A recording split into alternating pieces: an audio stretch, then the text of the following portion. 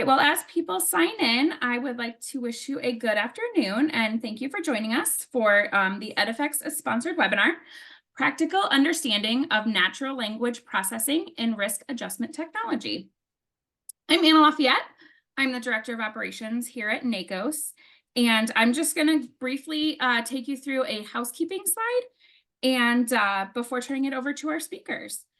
So just an FYI, there's plenty of time for Q&A. You can ask your questions at any time using the Q&A box, which looks like that little picture on your Zoom toolbar. Please feel free to answer or enter your questions at any time. And the speakers will see those as they come in. And then, of course, this webinar is being recorded and will be available both on our website and the EdFX website within about 1 business day. Since it's Friday, it probably won't be available until Monday. But at this time, I will go ahead and turn it over to our speakers, Betty Stump and Jason Jobs. I'm sorry, I did it wrong. I even practiced beforehand. I apologize. No So Betty, worries. I will let you take it away. Thanks so much, Anna. And thanks for joining us, everyone. My name's Betty Stump, and I'm a Senior Solutions Consultant with EdFX. With an end-to-end ecosystem that organizes stakeholders across alternative payment models, EdFX technology lays the foundation for uniting financial and clinical worlds. With a mission to better understand patient needs, stratify them by risk, engage effectively, and track outcomes over time, EdFX is here to help employ technology in today's healthcare needs. Joining me is Jason Jobs, who is the Senior Vice President for Solutions at Norwood. Really happy to have Jason joining me today. And we're excited about bringing this topic to the audience. We intend this to be more of a conversational presentation than, kind of a lecturing presentation. So sit back and enjoy the conversation. So our discussion topics today, we're really wanting to talk about how we can explore the capability and limitations of artificial intelligence, machine learning, and natural language processing tools in healthcare. We definitely want to touch on the unique needs of ACOs, including data capabilities and opportunities for bringing technology in for analytics. We want to touch on automation's potential to drive HCC recapture and how we can identify clinical conditions for providers to validate when they see their patients. And we want to talk about the patient encounter journey and where that technology may be most appropriate to influence the information that needs to be brought to the surface. So before we get into the conversation itself, we actually want to launch a quick poll here and talk about what it is that our audience is really looking at. So we're going to launch a poll here and ask for your feedback on what are the challenges that you have in your organization. And while we're doing that, Jason, do you want to say hello to everybody? Yeah, good afternoon, everybody. Happy Friday. I hope you've all had a wonderful week. I myself have had a really good week. Looking forward to the discussion today. Looking forward to the answers on this question, because each one of these are things that Betty and I encounter in our own unique worlds. And so anxious to see what's your biggest challenge as we go through. Just a little bit about me. Been in the healthcare space for about 15 years. Been in the performance improvement space for even longer. Absolutely love this space, and it's just a pleasure to get a chance to talk with you all today. Look forward to engaging. I'll be monitoring the Q&A, so feel free to shoot over any kind of questions that you've got. I'll keep those up, and if appropriate, I'll stop the conversation again. So let's have fun this Friday afternoon. Fantastic. Thanks, Jason. All right, we're going to give it just another couple of seconds here for people to weigh in and give a poll response. Again, we really want to know where your challenges lie so we can make sure that we talk about those in the most appropriate manner. So, and at this point, we have about 60% of our attendees who've responded. So I'm going to go ahead and end the poll here, and we'll share the results so everybody can see what it is that was weighed in. And while this is pretty interesting to me, almost evenly split between cultural shift, interoperability, accessing data, followed very closely by payment model variances, which I'm going to tell you give me a headache. Very, very few respondents looking at physician network as being one of their challenges. So, all right, with that, let's get into our information here.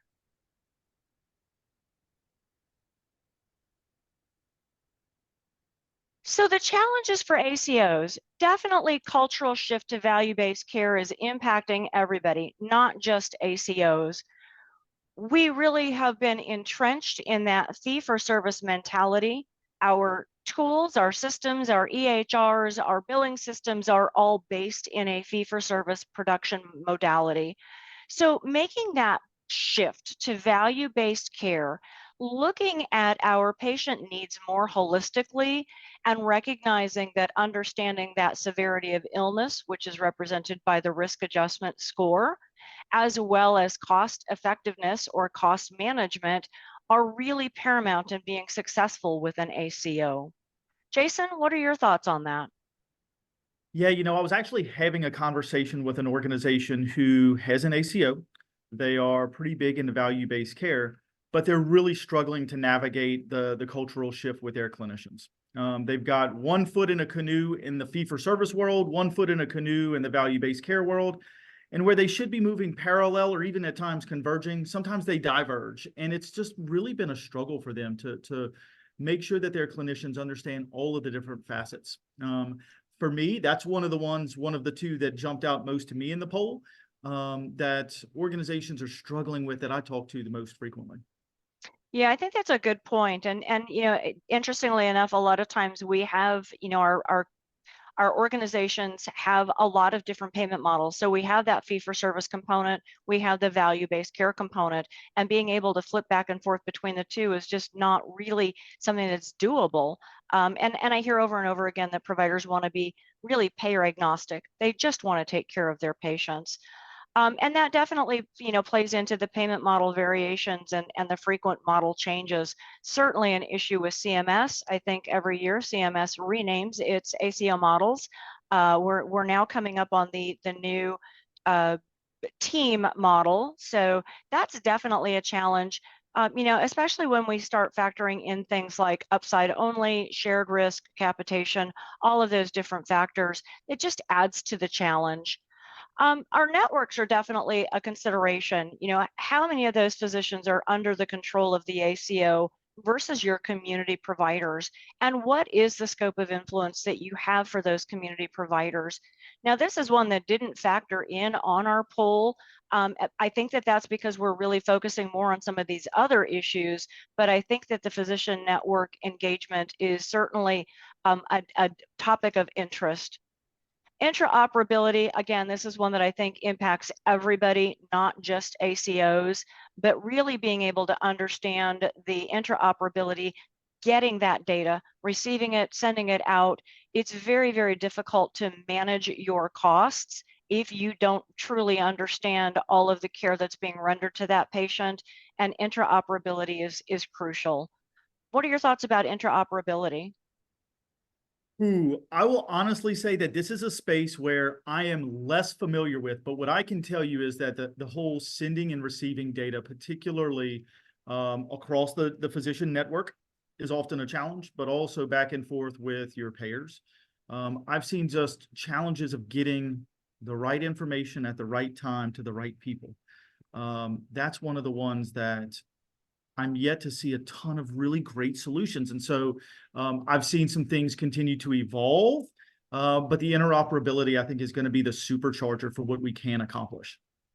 Okay, I would agree with that. And, all of these lead up to our final challenge, which is that accessing timely and actionable data. In particular, if we look at the CMS MSSP model, lots and lots of reports that are issued every month, being able to actually have the ability to synthesize that data and turn it into actionable, items is definitely a challenge. And it's interesting how many organizations actually are challenged with even looking at that data on a regular basis. So definitely, if we look at the ACO model, we have some unique challenges there. But how does that fit into our topic, which is, value-based care, and how do we look at clinical documentation to capture risk adjustment? So let's take a look at some of the things that we see with outpatient clinical documentation. And this is my kind of sweet spot because I am a clinical documentation improvement practitioner. I am a coder, I am an auditor, an HIM professional. So when we talk about outpatient CDI, certainly we have multiple disparate EMRs, and we do have that lack of ability to transfer information back and forth between the two. Unless your entire system is on something like an Epic or a Cerner, being able to pull in that information from your network providers is definitely challenging. We have lots and lots of clinical information that's buried in unstructured progress notes and other clinical records. Health information exchanges are a treasure trove of information, but it's really difficult to bring that information into the primary care provider or to the ACO itself. So definitely a challenge there. We have lots of fragmented clinical indicators for diagnoses that are scattered throughout the record. So, again, not only do we have ambiguous documentation in our own notes, but then we bring in our consultant records and our specialist records, and we have 4 or 5 different interpretations of the same condition, none of which are consistent. We have massive longitudinal patient records, especially true for our complex patients, the patients with lots and lots of medical problems. Those medical records are absolutely astronomically large. We know that there are coding errors and problem list inaccuracies. It's an ongoing joke that the problem list is the problem. So it's really difficult to understand exactly what's going on with our patients from a clinical perspective in a concise manner. And lastly, we run into challenges with provider engagement. We have to make sure that our providers are on board with what we're trying to do with value-based care. And that is not just our network providers, but our community providers as well. And we really have challenges in how an ACO can impact the coding and documentation outside of their network. So let's talk about what we're thinking with risk adjustment goals, because that's really where we're talking today. We need to make sure that we understand the individual patient needs, and that's based on their current health status as reported through ICD-10 CM diagnosis codes. We need to make sure that we understand that need so that we can accurately forecast the cost associated with the healthcare services that member may reasonably require. This is going to drive consistent funding for our care, regardless of the complexity of care that's needed. If we understand that this patient here has very, very complex patient needs, we should be collecting sufficient funding to drive that. And our patient who is healthier with fewer problems, understandably, was going to have a lower rate of funding because their anticipated needs will be less. We need to make sure that we have appropriate care interventions and programs to reduce those expensive, unnecessary hospitalizations and ED visits. When we think about value-based care, it's understanding the population and making sure that we're managing their care appropriately. It gets to that, right care in the right setting at the right time for the right patient. And we really want to make sure that we're getting accurate comparison of the cost of care and the outcomes by adjusting for those differences in the patient's individual healthcare needs and risk adjustment factors. Now, these risk adjustment goals apply no matter what the model, as long as the patient is in a risk adjustable program. But it's especially important in our ACOs where that risk adjustment component actually drives a lot of those financial fundings. So let's talk about where technology can assist in this process. And Jason, I have to tell you, what really spurred this entire talk that we're giving today was the fact that I was annoyed by the number of AI notifications I get. Everybody has AI these days. Every single solution that you talk about is AI. Well, I wanted to dive into exactly what that means with AI. When we talk about the term artificial intelligence, we're really talking about that broader picture. The big overarching criteria of artificial intelligence, and it really just means that it's a discipline that enables machines to mimic human behavior.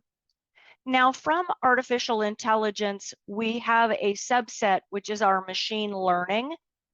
AI and machine learning, while similar, are not the same. Again, AI is our big picture. Machine learning is a subset of that. And even further into that subset is deep learning. And that's where we get the computation of multi-layer neural networks, which is the stuff that makes my head hurt. So if we think about this, when we talk about AIs, it's kind of like talking about cars. But if we talk about just trucks, then we're talking about machine learning. If we're talking about my GMC Canyon, we might be talking about deep learning. So again, we've got that AI big picture that drills down into the smaller subsets. Artificial intelligence itself, generally defined as computer science and data sets to enable computer-generated problem solving. So this is where we get things where we've got our computer doing tasks under varying and unpredictable circumstances. The cool thing here is that it doesn't involve human oversight. So we really can program our computer algorithm and let it run without being monitored. Artificial intelligence overall learns from experience and new data, so it's continually getting better. And that's why I think one of the things that's most interesting about AI overall is it is continually getting better. It does solve tasks requiring perception, cognition, planning, and it mimics human cognitive tasks. So when we think about some of the applications right now for artificial intelligence, certainly speech recognition fits into that. Automated bots for call centers. I don't know if you've made an airplane reservation lately, but when I call American Airlines or Southwest or any other airline, I get my call answered by a bot who asks me, hey, what are you calling about today? Is it about this, this, or this? And it routes the call to the right area or division. So that's a great, instance where artificial intelligence is kind of mimicking what a human operator would do to get me to the right person to answer my questions. Anything you want to add on the bigger picture of AI? So I actually had a really good discussion last night at a dinner about AI, and someone was asking me if I had used, I guess it's Microsoft Copilot, and they were talking about some of the uses of Copilot recently, and really trying to enrich our experience. How do we use artificial intelligence broadly to improve our productivity, to be able to synthesize things? I heard that someone used Copilot to actually join a Teams meeting, and you can say, hey, catch me up on what I've missed. And so it's really nice to understand this broad world of artificial intelligence. I agree with you. It seems like it's everywhere, and it's definitely the buzzword. It certainly is. So when we think about AI generally, let's get into a more specific use of AI, which is generative AI. And, again, everybody uses that AI term, sort of broadly, but generative AI is really something that we see emerging more and more in healthcare today. So generative AI uses that application that creates new content based on the synthesis of data that was used to train the algorithm. And you can immediately think, okay, well, this might include things like the systems that are in place right now to create progress notes, to create patient discharge notes from the hospital, certainly to answer patient inquiries that are being received in physician inboxes. So we're taking information and we are creating new content on the basis of what the algorithm has already learned. So this is a pretty interesting area, and certainly one that we're seeing a lot more come to play in healthcare today.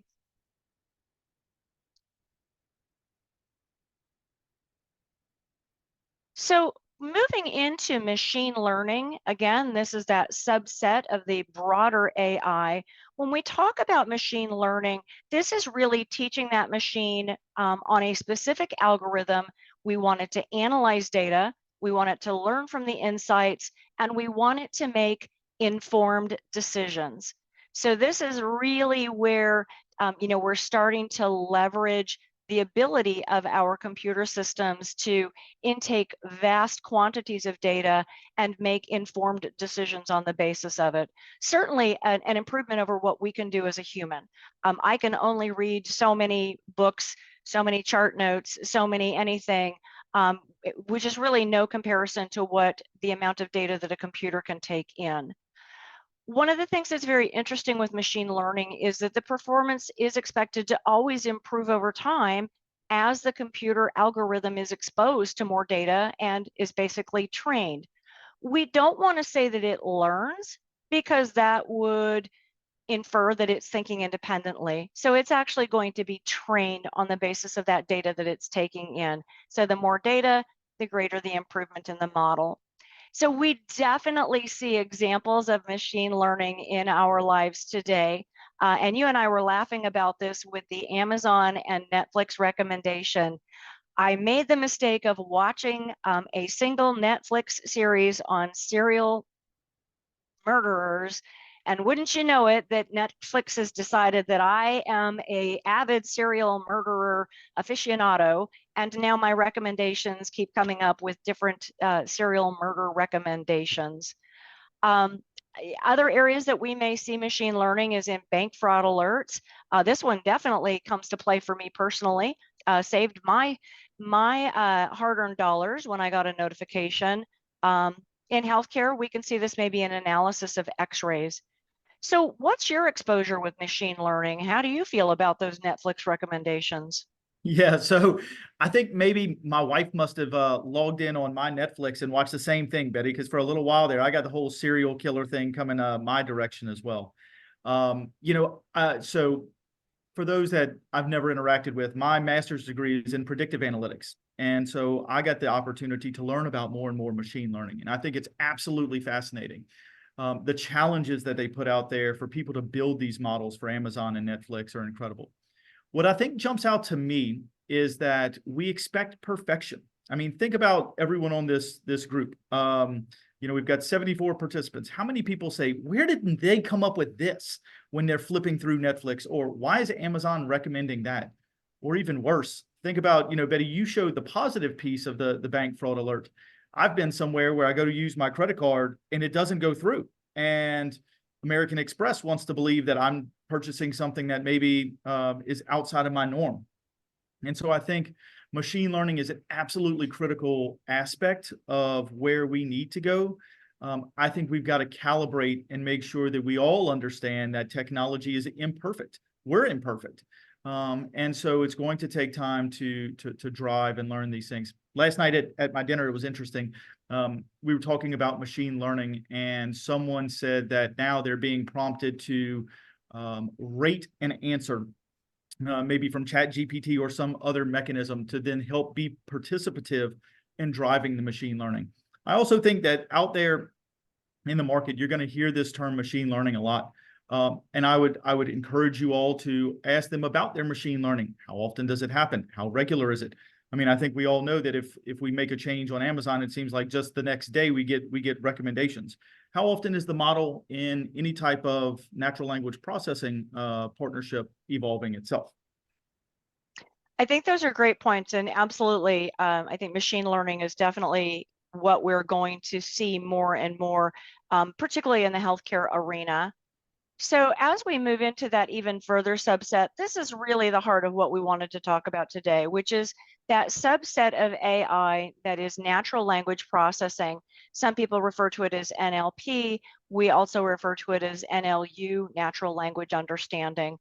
This is really using that machine learning to understand the structure and meaning of text. And that includes our unstructured text formats, which in healthcare is largely our progress notes.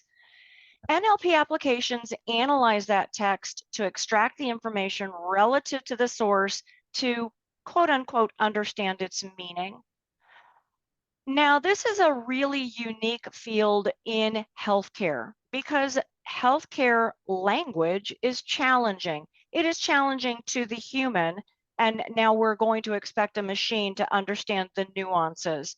So when we think about some of the applications that NLP struggles with, certainly we have that first unstructured format. We're bringing in text and asking a machine to parse it apart and understand what the different parts mean. We have ambiguity based on the use and context. If we're talking cervix, are we talking cervical spine or are we talking uterine cervix? Healthcare in particular has a lot of words that are very, very unique to the circumstance of its use, and we need a machine that's going to understand that.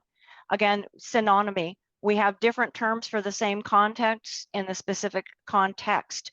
A lumbago and low back pain, they're the same thing, two different terms. And thank God lumbago, I think, has finally been removed from the code books. We have disambiguation or multiple meanings to the single word. So again, that example of is cervical, spinal or uterine. And then we have named entity recognition. Does the word mean location, name, or other? Is MI an abbreviation for Michigan, or does it mean that the patient had an acute MI? If we see AF, does that mean that the patient has atrial fibrillation or some other term that we're looking at here? And again, in healthcare, we have lots and lots and lots of abbreviations. We have regional context. We have regional formats for our documentation. So when we think about natural language processing in a healthcare setting, we have a lot of challenges that we really need to overcome in order to make it be effective. And in talking about the challenges of technology, whether it be AI, machine learning, or NLP, I just happened to notice on a blog post that I follow yesterday that there were 2 articles that came out about the fact that we will continue and must have a human component when it comes to technology. We need to be cautious about the idea that, again, your point that you made with expecting it to be perfect. We can't expect it to be perfect, and we certainly can't expect it to be perfect if we're not monitoring what's happening with our technology. Betty, that's an incredibly important point, because I think we all expect perfection from a host of things. I can imagine that that's amplified when someone perceives that the technology being brought into their organization may potentially be seen as replacing them. We've got these bots. So you mentioned calling into American Airlines and Southwest Airlines. And I wonder, does that mean that the organization did away with less reservation agents? Or was it actually allowing them to spend more time with the right people and get the information before they connected with them on the phone? And as I think about this in the healthcare space, we're going to need to rely on technology. I saw something the other day where approximately 25% of coders are going to be nearing retirement in the next decade, if not less. And we're not refilling the bottom of the bucket from the coders. We're just not introducing enough new coders into the world with the evolving structures. And I think sometimes that fear of being replaced by technology then drives us to say, oh my gosh, this is imperfect. Let me throw, the baby out with the bathwater. And I think it's important for us to recognize the imperfections, but recognize how it can elevate how we individually contribute, but also how we can take much more information than we otherwise would be able to, and then drive performance improvement in healthcare. I think that is a great point, Jason, and it really ties into, what we're talking about here today, which is that NLP absolutely can be a tool, particularly in the risk adjustment space. So when we think about using NLP and the industry specifications, we absolutely recognize that it holds great potential to improve patient outcomes by gathering all of that disparate data that is scattered, across reams of chart notes, and being able to synthesize that into information that the clinician can absolutely act upon.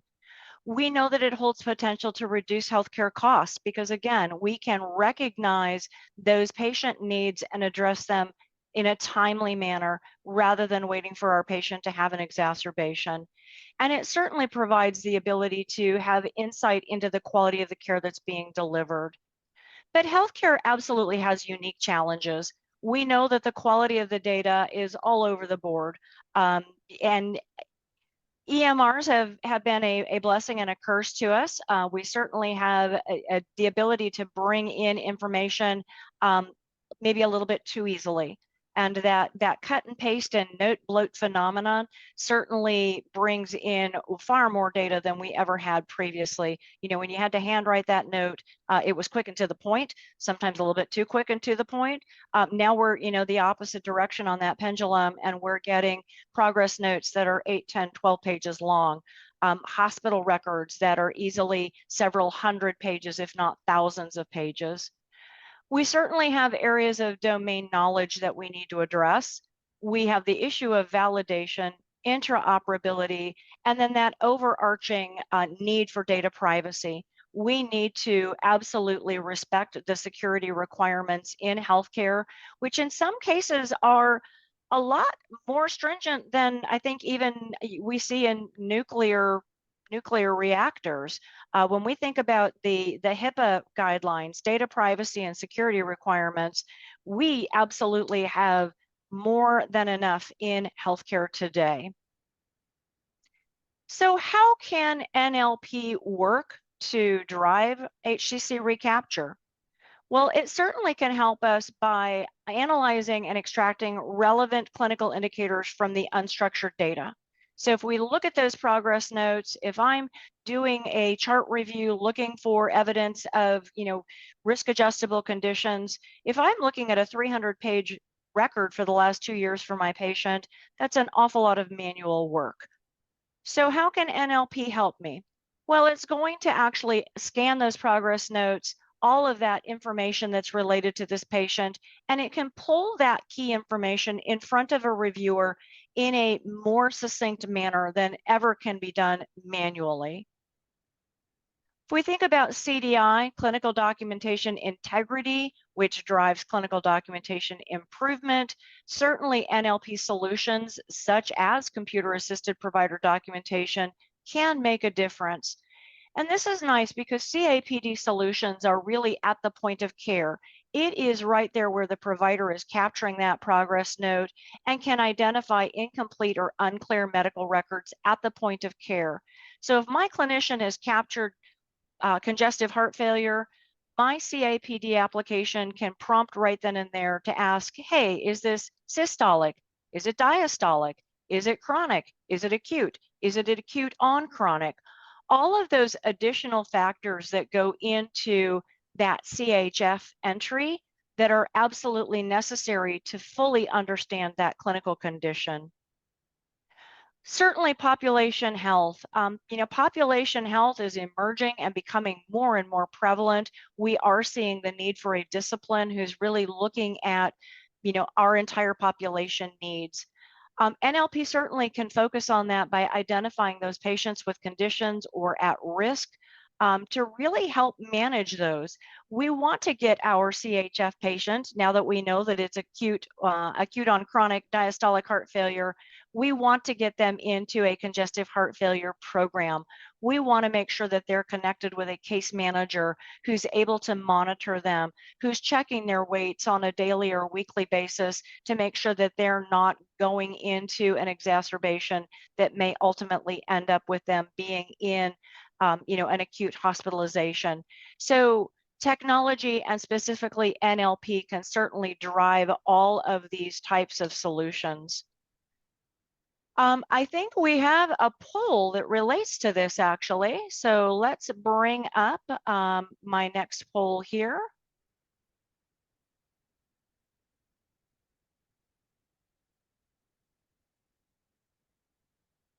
So if your organization is currently using AI or NLP solutions, how are you thinking about it?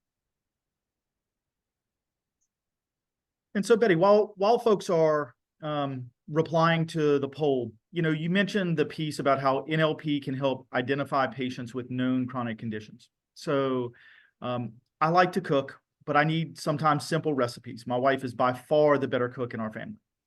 And so as I've thought about outpatient CDI, it really boils down to three things. We've got to know our patients we've got to see our patients, and we've got to capture their conditions. But it all begins with knowing our patients. We have to understand, and you mentioned the problem list and how sometimes that's a problem, but really the opportunity to expand our horizons to not only know which patients we have in our risk pool, but which patients have or potentially have which conditions.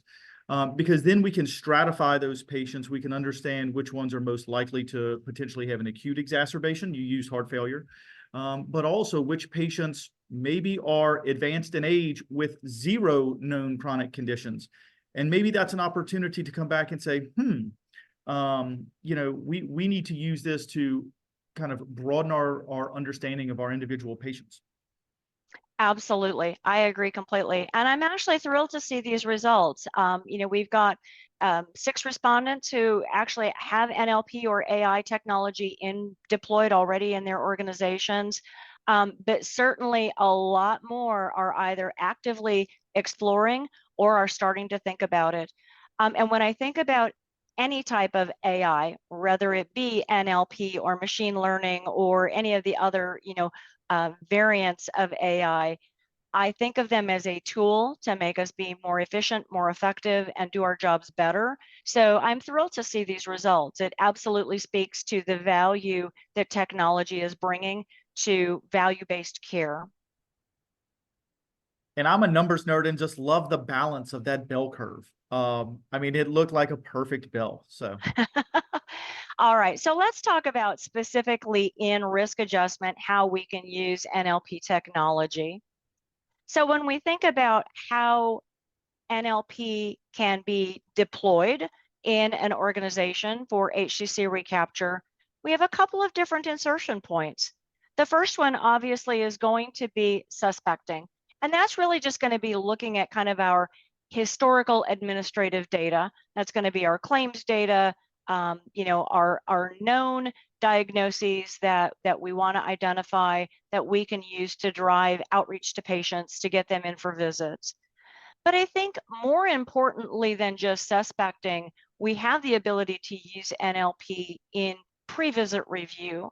And this is something that I know you feel strongly about, actually all of these. So I'm actually going to let you take charge of this slide here and let you speak to this. Sounds good. So, you mentioned the suspecting piece, and I think the key words here are not previously diagnosed.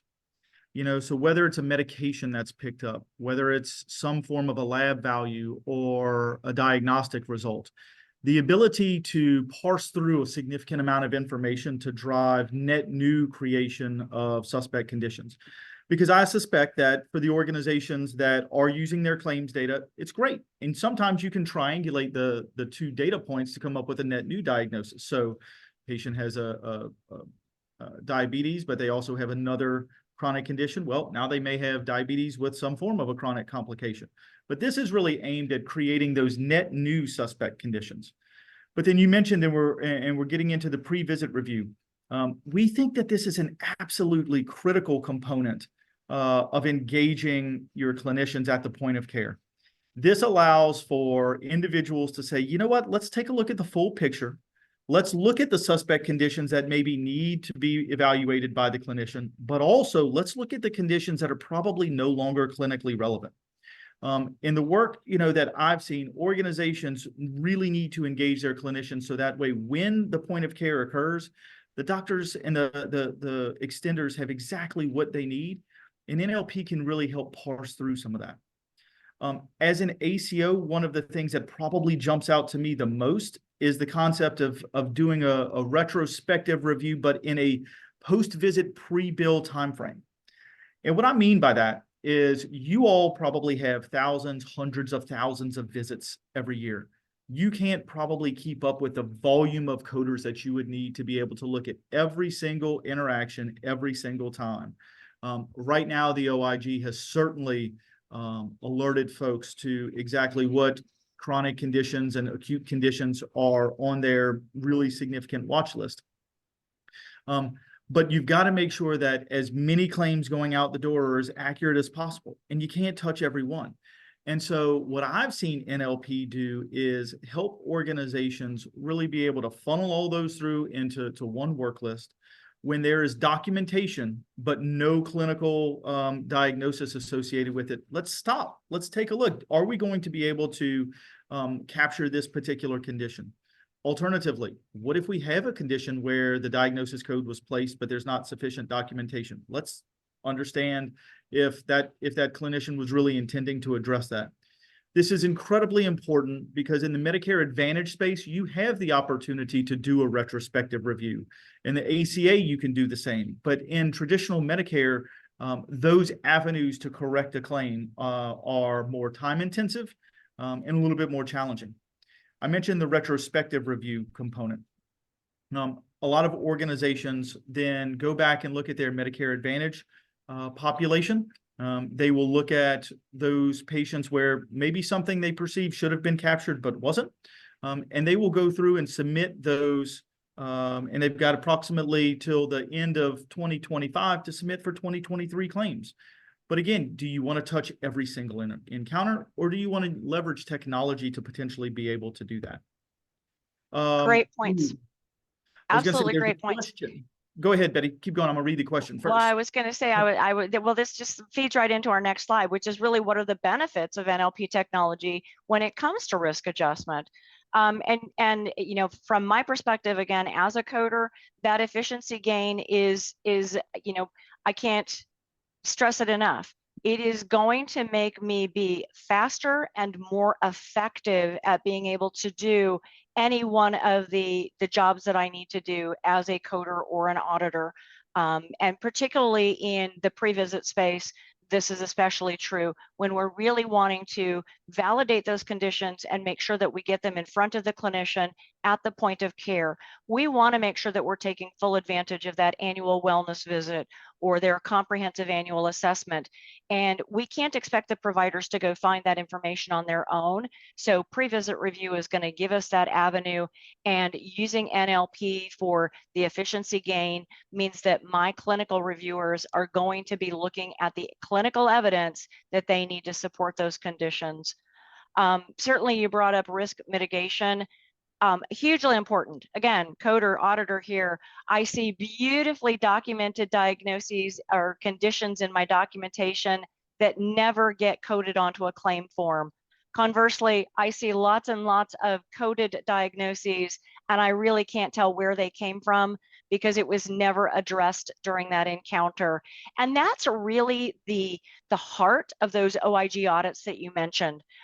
We have diagnoses that are being submitted. There is a reimbursement or financial gain that's tied to those diagnoses, but we have absolutely no clinical evidence in the medical record that supports the assessment of that problem or the care plan associated with it.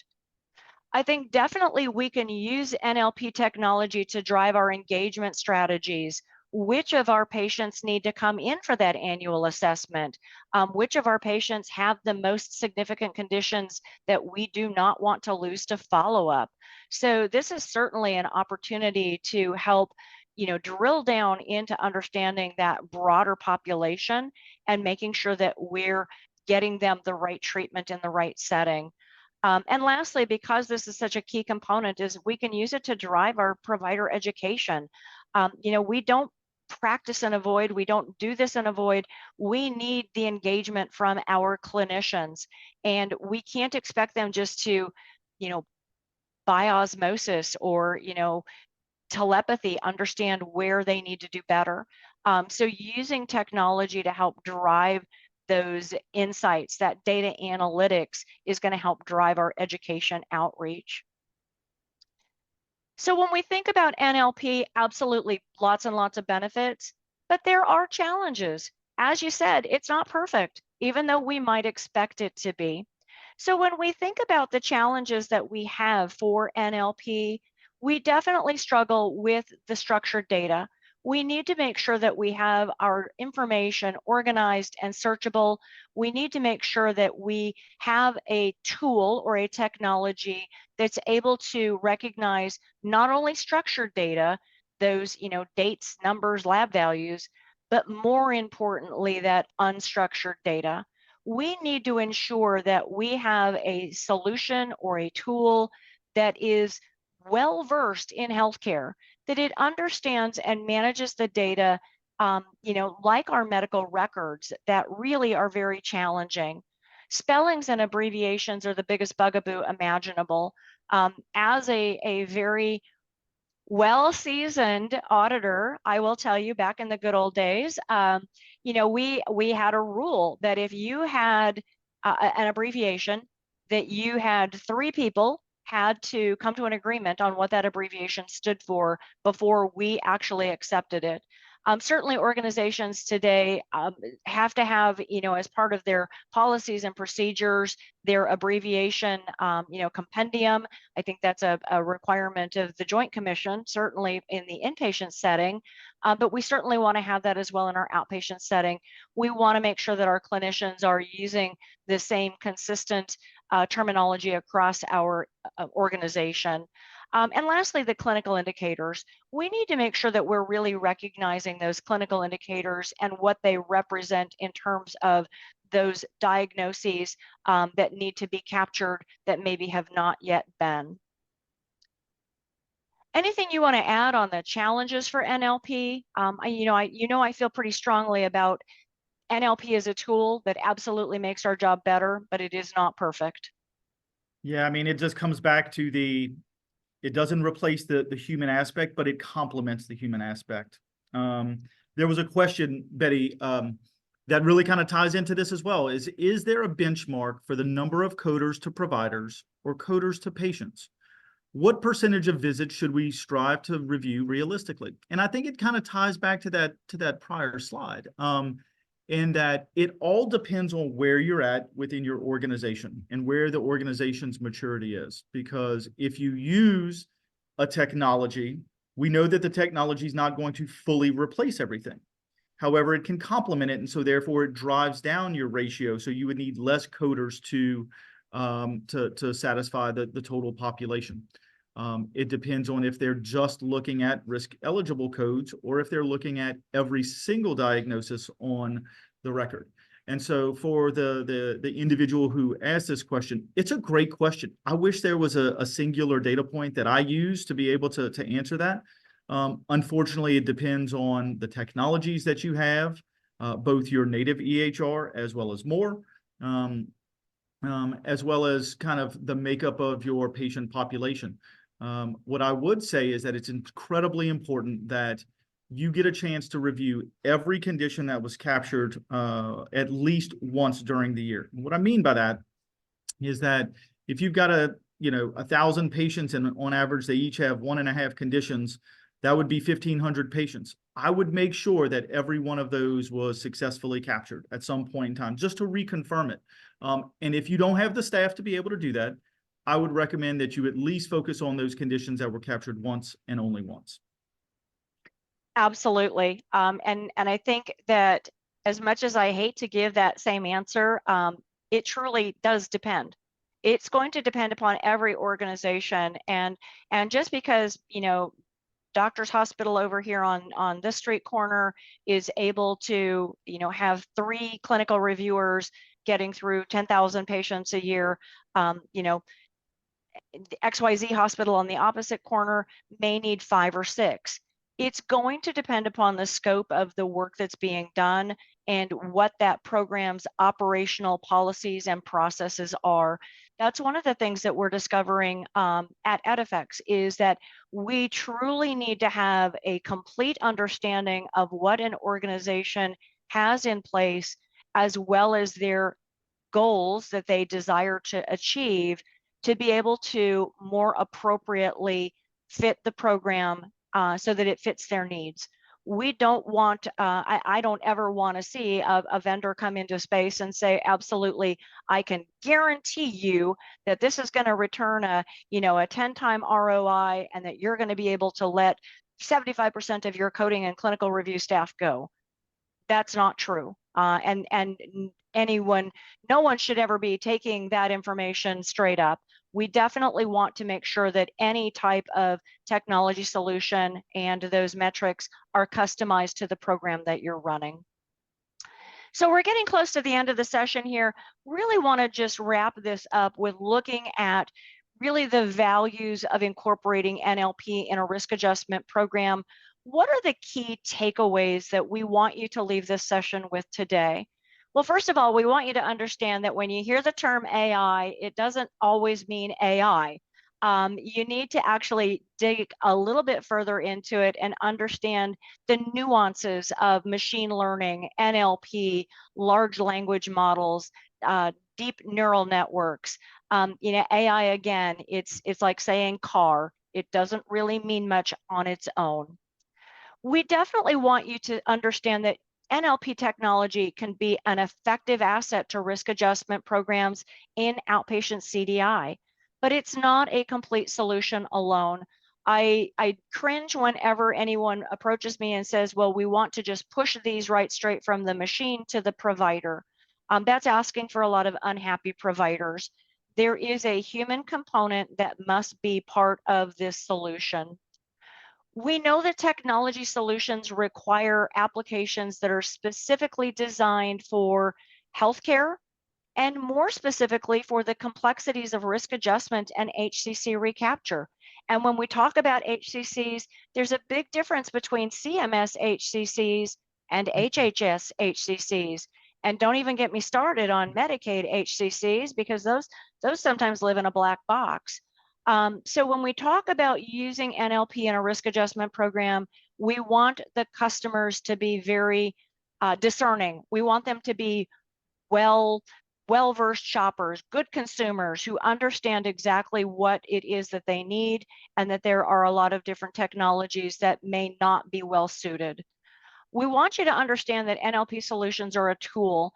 They're designed to enhance your program, and like all tools, they need really time to develop, to learn, to grow, and it's going to take a little bit of a learning curve to get to that great benefit. When I think about NLP technology, it is never going to be a plug, play, and walk away solution. It requires a lot of handholding, a lot of collaboration to make sure that it's really achieving the goals that you want it to. And that fits into that there's no one size fits all solution. We really want anyone thinking about bringing in technology to think about what it is that you're trying to achieve. What are your goals? What are your barriers? What have you tried that didn't work? What is it that you absolutely require of a technology? And lastly, we want everyone to realize that NLP technology vendors really should be a partner in your process. Again, it should never be looked at a plug, play, and walk away. We want this to be a long-standing relationship that you have, that you're really working together to achieve the goals. Technology brings one leg of that three-legged stool in. We still need to deal with the people, and we certainly need to address processes. It is those three legs of that stool that will give you optimal success in your program. Jason, anything you want to add here, or do we want to take a look at questions that we have? We can take a look at questions. I was chuckling when you were talking about HCCs. Based on our conversation this week, I was waiting on a comment about RX HCCs and the confusion that those can cause. All right, we do have a question. What is, and this will be a fun one for both of us to engage with, what is the industry standard percentage for recapture by year end? What are your thoughts? Because we can probably get into a spirited debate, because first of all, I would say recapture.